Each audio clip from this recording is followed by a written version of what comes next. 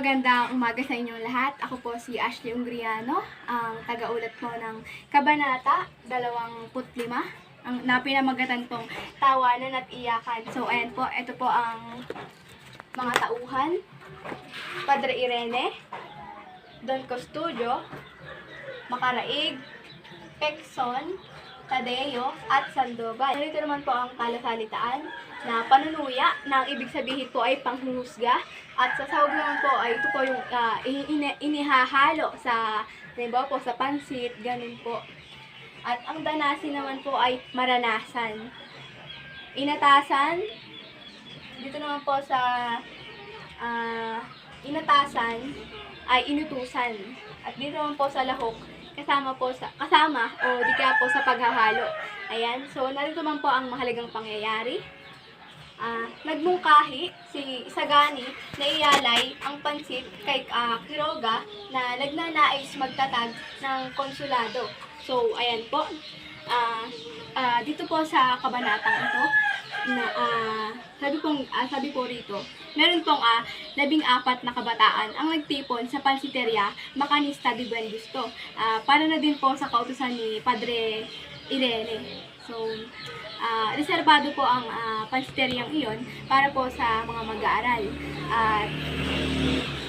Sa loob po nito ay maraming ilaw at sa dingding naman po ay may nakasulat na luwalhati kay Custodio sa kanyang katalinuhan at pansit sa lupa sa mga binatang may mabuting kalooban.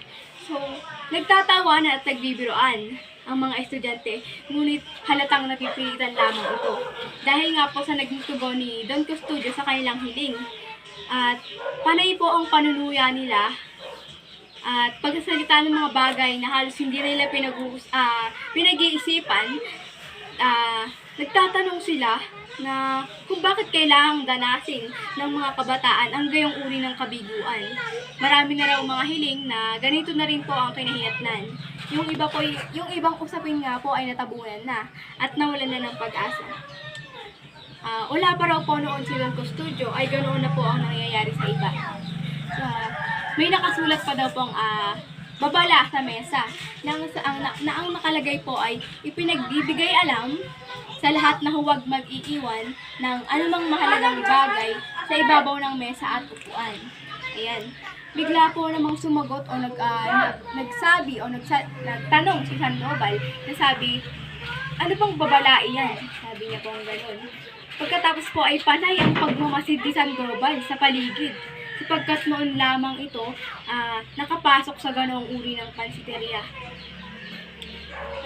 Dumating si Isagani at kasunod na nito ang bande-bandehadong pagkain na bitbit po ng 2 inchik para ihain. So, nung oras po na yun ay wala pa rin po si Pelaez, kaya naman hindi na po sila umasa pa na hintayin pa si Pelaez. Ngayon po ay sa ikalawang pagkakataon ay wala na naman si Basilio sa pagtitipon na ayon kay Tadeo ay may lihim raw na nalalaman. Sana'y nandito siya para lasingin natin. Tiyak na lalabas ang kanyang mga sikreto. Maraming sikreto si Basilio, tanong ng mga estudyante. Tiniyak ni Tadeo ang naging pahayag na oo, mga mahalagang sikreto. Alam niya ang tungkol sa pagkawala ng isang binata at isang dalagang nagmongha. Ayan, sabi po gano'n. Bigla naman po nagpaalala si Makaraig na ang sabi, mga kasama, ang pansit lang ang sopas na pinakamasarap. Napakarami itong sahog, gaya ng iyong nakikita, Sandoval. At bilang handog ay pagkalob natin kay Don Custodio ang buto ng manok. Malalaman natin kung anong proyekto ang mabubuo niya rito. Naghalakhakan ang mga kabataan dahil sa pang-iinsultong iyon ni Makaraig kay Don Custodio. Ang iba pang paghahandang pagkain gaya ng lumpiang inchik ay inialay naman kay Padre Irene. Ang tortang alimango ay para naman sa mga praile na binansagan din nilang torta ng mga praile. Ang ika-4 na handa ay pansit gisado. na ibig namang nilang ialay sa pamamahala o sa pamahalaan at sa bayan. Palagay nilang ang pansit ay nagmula sa mga inchik pa rin ang higit na makikinabang sapagkat sila naman ang nagluluto bagamat inaakalang ito ay pagkain Pilipino. Ganoon din daw ang nangyayari sa pamahalaan at sa Pilipino. Nakikinabang ang lahat. Nabubuhay ang lahat. Nilalahukan ng pandiriwang ng mga piyesta subalit lumalabas na pinakamasama pa ring bansa at may pinakamagulong pamahalaan. Nagbungkahi si Isagani na ialay din ng pansit kay Quiroga na nagnanais magtatag ng konsulado. Isa siya sa 4 na kapangyarihan sa Pilipinas, wika pa ni Isagani. May ilan namang nais ding ialay ang pansit sa Eminensya Negra na walang ibang tinutukoy kundi si Simon.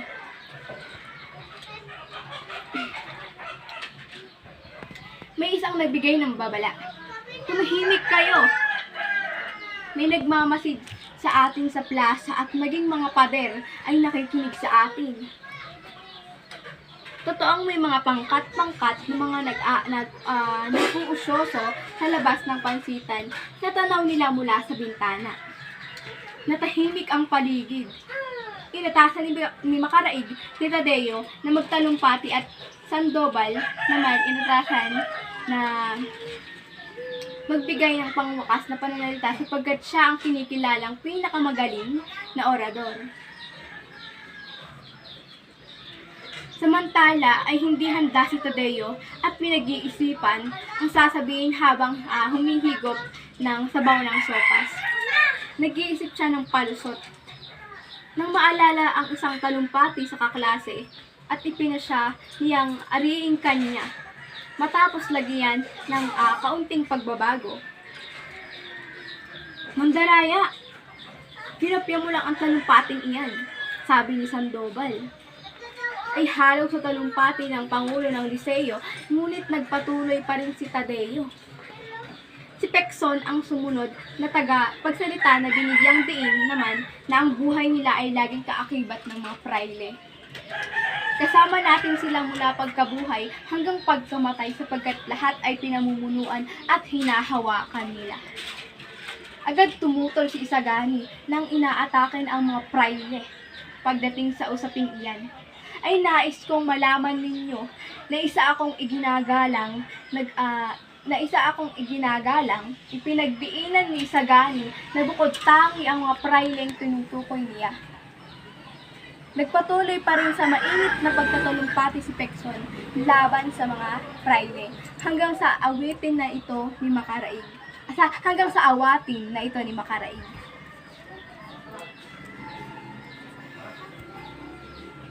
Isang mag-aaral na nagpunta sa bandang likuran para tignan ang hindi pa naihaahaing ulam ang natuklasan na may nagmamanman sa kanila.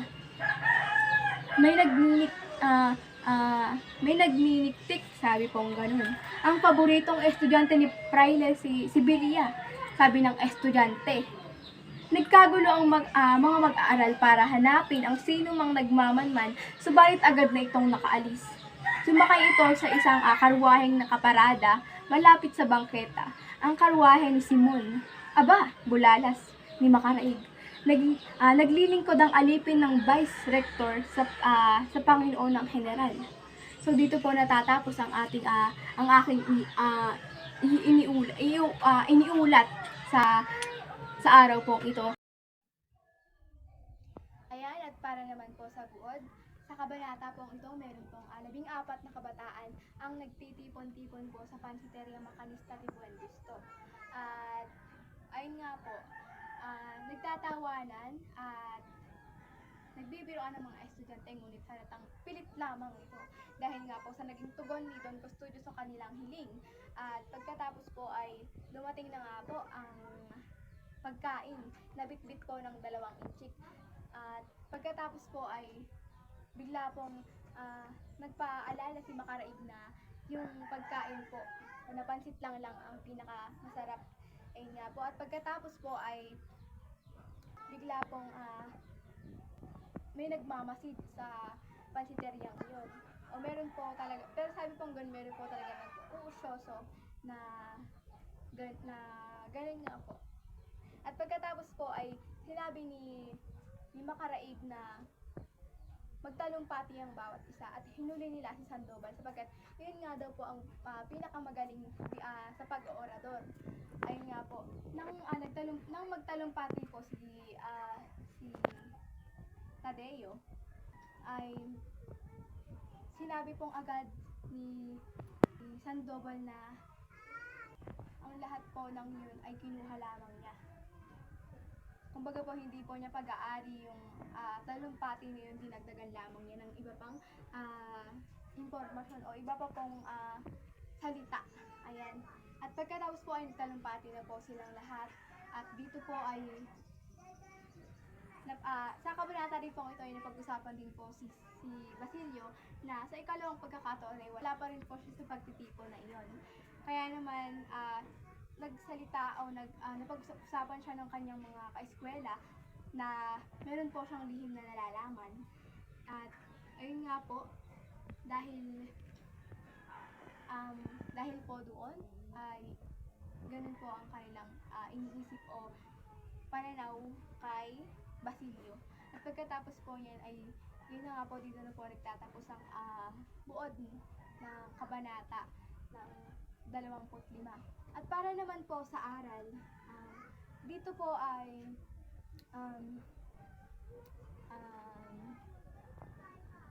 hindi po lahat ng namumuno hindi po lahat ng nangangalaga sa atin ay mabubuti. Yung iba po, lahat na lang po sila po yung decision sa atin. At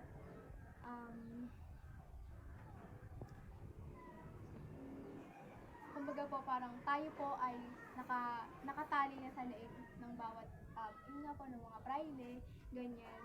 Sila na po yung humahawak sa ating buhay para pong nakasanda na po yung buhay natin sa kanila. Kaya naman para po kumbaga po hindi po natin kailangan na maging isang makapangyarihan para lamang masunod ang lahat ng ating naisin, kundi meron po tayong sarili-sariling karapatan. Hindi po natin dapat na minamaliit ang bawat isa, mahirap man po ito o mayaman, sapagkat meron po tayong kanya-kanyang kalakasan na kaya ko na hindi mo kaya at kaya mo na hindi ko kaya. Kaya bawat tao po ay bigyan po natin ng karapatan. Ayan. At wag po tayong manghusga ng basta-basta. Katulad po ng panghusga nila kay Basilio na sinasabi po nila na meron po itong nalalaman. Kaya naman wag po tayo basta-basta manghusga. At yun po, lagi po nating tatandaan na maging isang ehemplo ka ng isang kabataan na mabuti. At mangalaga sa ating bansa. Ayan, at maraming salamat po sa inyo. Ako po muli si Ashley Ingriano, ang nag-ulat at nagtagaulat po ng Kabanata 25. Yun lamang po at maraming salamat.